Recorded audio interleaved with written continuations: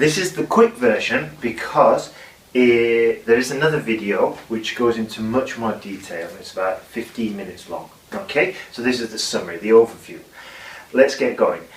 First of all, you need to know what type of language you're going to use, and this means getting familiar with the fractions. Okay, you need to know that 50% is half. Okay, so you can say half of the exports come from Canada, or a quarter of the exports come from China. Okay, quarter is obviously 25%. And if you want to go even further, you can make sure that you are familiar with like more advanced structures, like slightly under a quarter of the exports came from China. Okay, and that's a slightly more elaborate, eloquent way of saying it. Instead of saying 24%, slightly under a quarter. Okay, or if it's 51%, we can say just over half of the exports came from Russia or wherever it is. Okay, so varying the language we use and using slightly more sophisticated structures will help us a lot in getting or picking up some of the good points. Okay, some of the high points.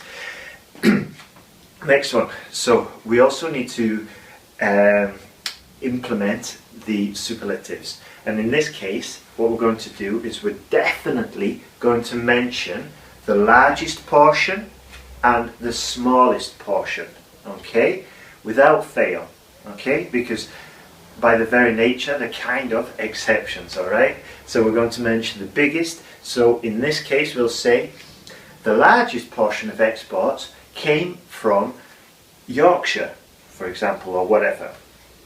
Okay, and just a side note here, to improve the vocabulary even more, we will use words like the largest or the most prominent. Okay, try to avoid using words like good, bad, big, small, as it's kind of like a basic vocabulary. Okay, now so we've gone into the language. Okay, the next thing, while we're talking about selecting and choosing and reporting on the portions, is if we find three portions that are roughly the same, three portions that are, say, 10%, 12% and 15%, for example, what we can do is group them together. Okay, and then we can use the famous sentence respectively.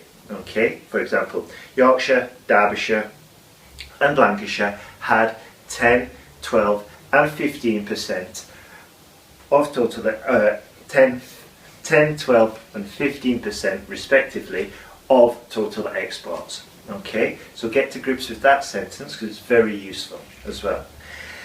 Now, so that's the language and the choosing of information. How are we going to structure the actual report? First of all, like I said in other videos, what we're going to do is quickly describe what the graph is showing, not the story. Okay, so to describe what the graph is showing, we're just going to reinterpret the title, paraphrase it, and then just write it. And we're not going to mention anything about the largest, the smallest, the fastest growing or whatever. Okay, we're just going to restate the title. That's it. And we're not going to implement the story. We're not going to talk out the story because we'll save that for the summary. Okay, it's not a conclusion, by the way. So we've got our introduction. Okay, then the body paragraph. It might be one, it might be two, depending. If you've got a pie chart and a line graph, then you probably want to use two paragraphs. If you've got maybe three pie charts, one bulk body paragraph, and then your summary. Okay, practice will come, perfection will come just through practice. It's not an easy task, it's selecting information. Okay, so we've got our introduction, body paragraph, and then we're going to finish with our summary sentence. Okay, now what's really important as well, okay, is that we plan the essay before we actually start. Okay, so we're going to choose what information we're going to implement or which we're going to report about in our body paragraph, because we've already more or less got two sentences completely under control with the introduction and the summary, which leaves about 8-10 sentences left.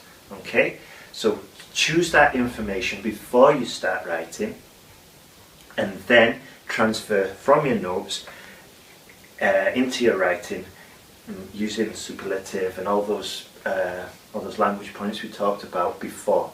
And then, as a final bonus tip, once you've done all this, and hopefully you can do this between 15-18 minutes, okay, leave about 2 minutes to go through all the words, all the sentences, and look for mistakes. But don't just look for mistakes in a general fashion. Look for mistakes that you've made previously on a writing task that you've written before. Okay? So, what you should have done is get some feedback on your writing. Okay? You can send it to me by an essay check. Okay? Send it to me and I'll say, look, Maria or whoever, you've got this, this and this wrong, and singular plural is a serious problem for you, and I don't know, Saxon genitive as well. Okay? So then what Maria should do, the next part is, for the next essay she writes, is in those 2 minutes afterwards, look for the mistakes that she's made in essays previously that she sent to me. Okay, so if I were Maria, I'd be like, okay, I've got to look for singular plural, third person singular, Saxon genitive. Okay, and this way you can at least pick up 5-10% extra points. Okay, go through, correct your own mistakes so the examiner doesn't have to. Happy days, you're going to score higher. Alright, okay then.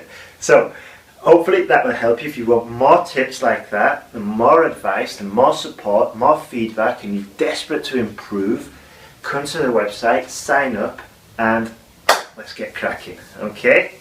All the best.